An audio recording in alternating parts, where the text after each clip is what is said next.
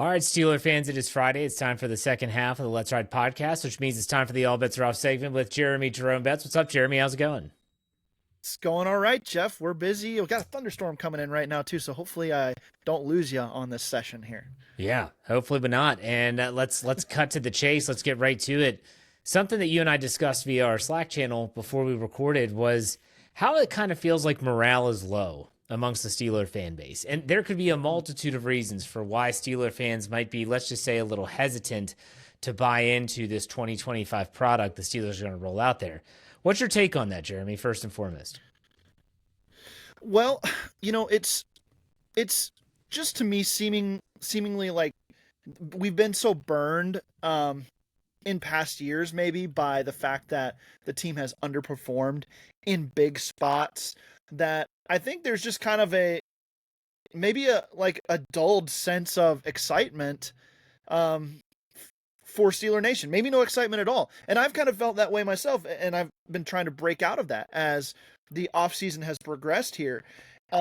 Just the fact that they're every year it seems like, okay, well, we know that they're what their floor is. We know that they're going to win 9 or 10 games and they're going to be relevant until they have to play the good teams late in the season. And there's just a limit to what Mike Tomlin can get them to and what this roster can accomplish in today's NFL. And I think that it's colored all of the moves that the Steelers have made this offseason. I mean, Aaron Rodgers is a huge name at quarterback. And I know he's coming from the Jets situation where it wasn't great for him, but this is a guy who has been to the pinnacle of quarterback play, or has been the pinnacle of quarterback play. He's defined that for a couple decades now almost, and it doesn't make sense to me that Steeler Nation kind of looks at that move and says, whatever, it's not a needle mover. And then that's the same way in the national media. Same thing with like DK Metcalf. Everybody was excited about DK Metcalf until they traded George Pickens. Well, DK Metcalf's a better receiver. He's a proven player. He's a big name for this team. And I don't know, all these moves that the Steelers have made this offseason, I think they've gotten better, and nobody's talking about it because I think we have a sense of fatigue maybe with what we've seen from this team in previous years. To me, I think it comes down to a lot of it's the same old song and dance with the quarterback position. Because let's be honest, if anyone that's smart enough to follow football full time, 365, if you don't have a quarterback, you don't have a chance.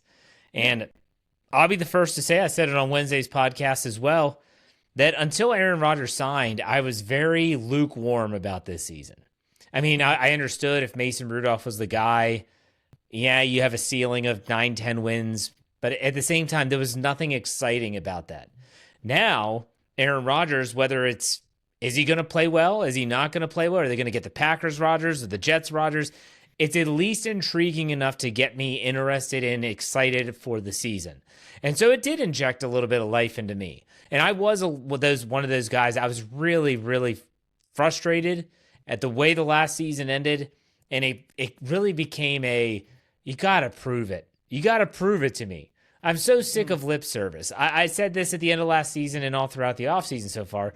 I don't want to hear Mike Tomlin talk anymore because I've heard him talk so much. I want to see the product on the field change. And so I think that might be some of the hesitancy, if you want to put it that way, for the fan base to say, okay, I'm all in. I don't think people that look at this team from a realistic lens don't say that they've improved.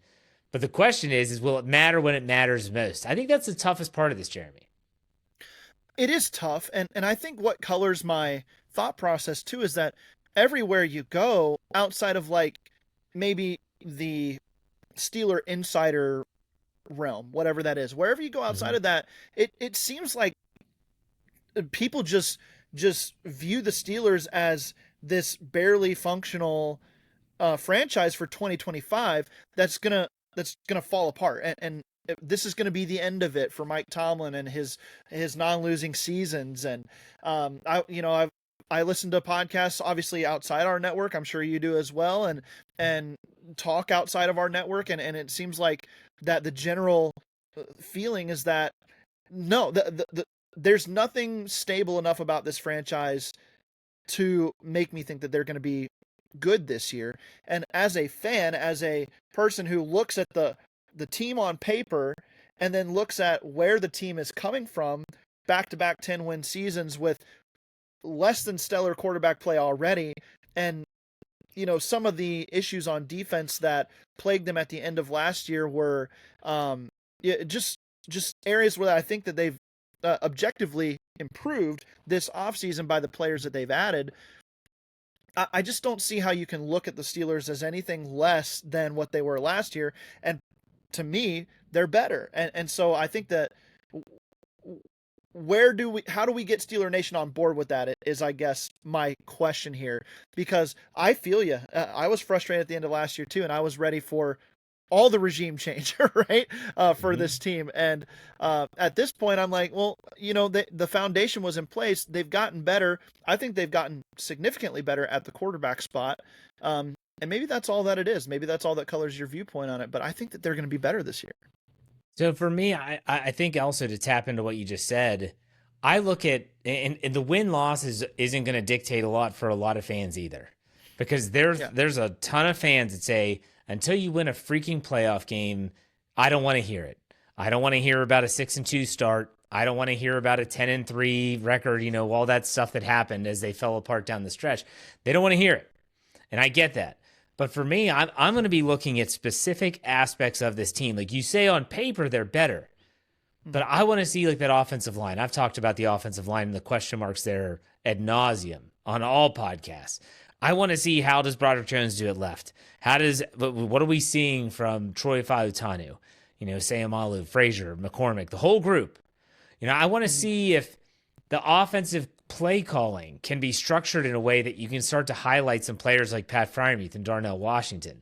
I want to see if someone like Jaylen Warren getting more carries can actually be the electrifying player that we think that he can be, and then Caleb Johnson being thrown into the mix as well. DK Metcalf, Roman Wilson, all of those guys. And then you throw on the defensive side, like Joey Porter Jr. taking a big step in year 3. Keanu Benton's in the same boat. What about Cole Holcomb? Is he back to health, or is this just kind of a shell of his former self? We'll find out soon enough.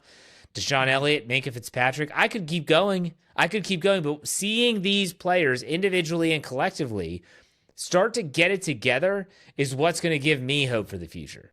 Because if you start to see someone like Jack Sawyer being used in a way that's giving TJ Watt more breaks, he's fresher, all that stuff, that's exactly what we want to see. If you're seeing that offensive line gel and they're pushing people around and they're running it down people's throats and the play action pass with Rodgers is just killing people, that's what we want to see.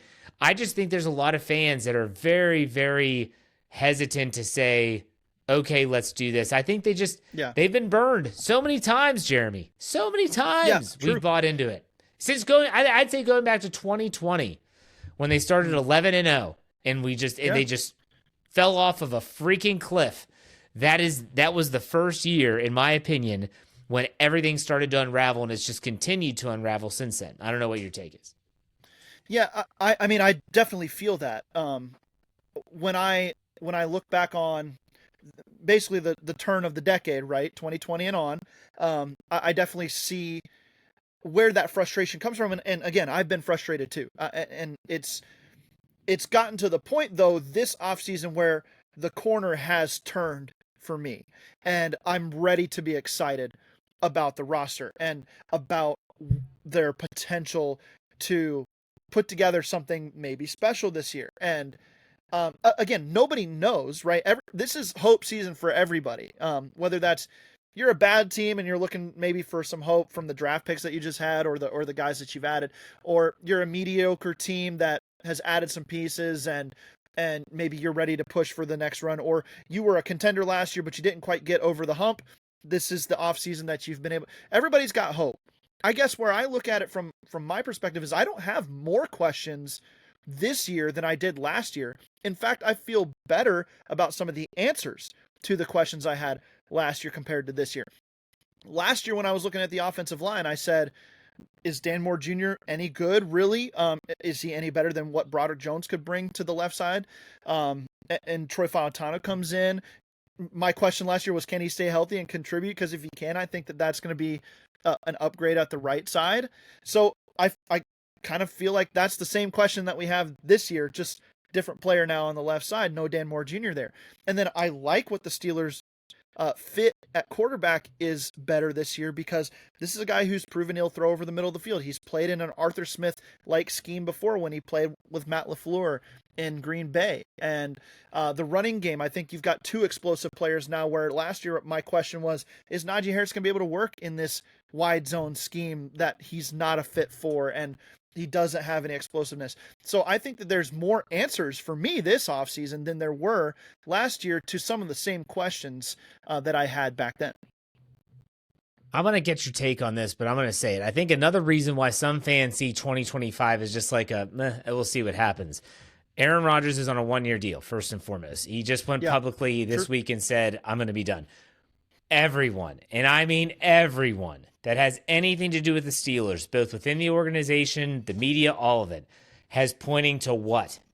The 2026 NFL draft in Pittsburgh. No. I said this to a Ravens fan. Actually, he covers the Ravens for Fans First. He was messaging me on Slack today, and he was asking what I thought. And I said, to be honest with you, most Steeler fans are thinking their Super Bowl is that draft in Pittsburgh. That's the way they look at it. Yeah. Because, again, it's been Band-Aid, Band-Aid, Band-Aid at the most important position in professional sports, the quarterback position, for years. And so 2026 is when it's finally being viewed as, okay, maybe then we can get the guy. And when you get the guy, then you get excited because now you feel like you can contend for a very long time. There's a lot of ifs in that, but what do you think about that? Because I think that a lot of people were automatically thinking to 2026, and this was before Rodgers signed. This was when Mason Rudolph was just signed to his 2-year deal. What's your take? Yeah, I do think that there's some natural look ahead there because of where the draft is, where you sit, and that turntable of quarterbacks and really offense. The turntable at offense over the last few years, it's just been starter after starter run through and nobody sticks, right? And I think, we look back on 2024 and say turnstile at quarterback, but in reality, until Russell Wilson got there and Kenny Pickett said, I'm not doing this, I mean, you were still trying with the rookie contract quarterback to see what he could bring to the table, and you were just giving him a bar now in Russell Wilson to say, if you can clear this bar, you're our starter. If not, we're going to ride with Russell Wilson, and we'll see what happens after that. Kenny Pickett didn't like that. He bolted, or the Steelers let him go, and so you ride with Russ, you bring in Justin Fields, and then now you're moving on because you don't have that guy in the wings that you're trying to see what he is, and there was nobody available to you this offseason to go after. I mean, the quarterback class was just horrible. So, yeah, there is natural look ahead to 2026 when it comes to that. My caution would be, don't skip by 2025. There's going to be some fun stuff happening this year, and I think that the Steelers are in good shape. I've come around on it. That's what I'm going to be pushing for over the next few weeks as we roll into this offseason.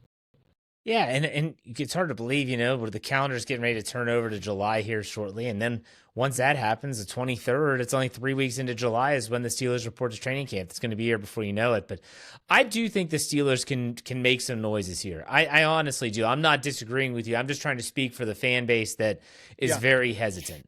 I'm all in on this year. I'm all in on every year.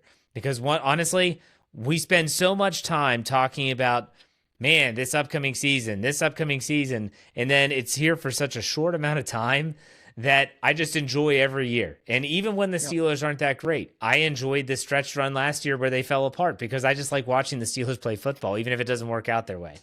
But, it's going to be interesting. There's going to be a lot of the fan base that's, again, really pumping the brakes before they say, okay, because they're looking at the schedule and they're seeing that it's still kind of easier on the front half than it is the back half, and they're just waiting for the other shoe to drop. And I guess, fingers crossed, the hope is that it doesn't drop. But ultimately, we shall see. But I do agree with you, though, Jeremy. Morale does seem kind of low right now when there are some positives, and maybe we're not talking about those as much. Yeah, I mean, for me, I'm just ready for a narrative shift in my own personal thought process about this, and but in that vein, I just sat back and I was like, man, I just don't see much positivity out there about the Steelers. I just don't see it. So maybe maybe there's going to be more to follow as training camp comes. I'm sure there's going to be more to follow, Jeff, as training camp comes along. There's no maybe about it. That's just how we are as fans, right? Yeah. And one thing I guess as a final challenge to Steeler Nation is, I know like Super Bowls are the goal in Pittsburgh. That's what we want. It's what the team wants. It's what they should want. It's what we should want the team to strive for. But as fans, if you're blowing off a season because you don't think they're a Super Bowl contender, then you're missing out on the point of sports in the first place, which is watching your team, having fun, and seeing if maybe there's a miracle out there. There have been miracles happen before, and maybe the Steelers have a chance this year, so don't blow them off just because you don't think they're a Super Bowl contender. Well said. Sounds like you should probably write an article about that. I think I will. Speaking of which, what do you have coming up on the written side as well as podcast side? Yeah, keeping up with the series about the Steelers roster by position, checking in on best and worst case scenarios there. Gonna have some more fantasy content coming out. Doing with Andrew Wilbar, we're doing it a little late, but we're recapping the draft and just kind of as it's settled in a little bit, how do we feel about these picks and how they fit onto the team?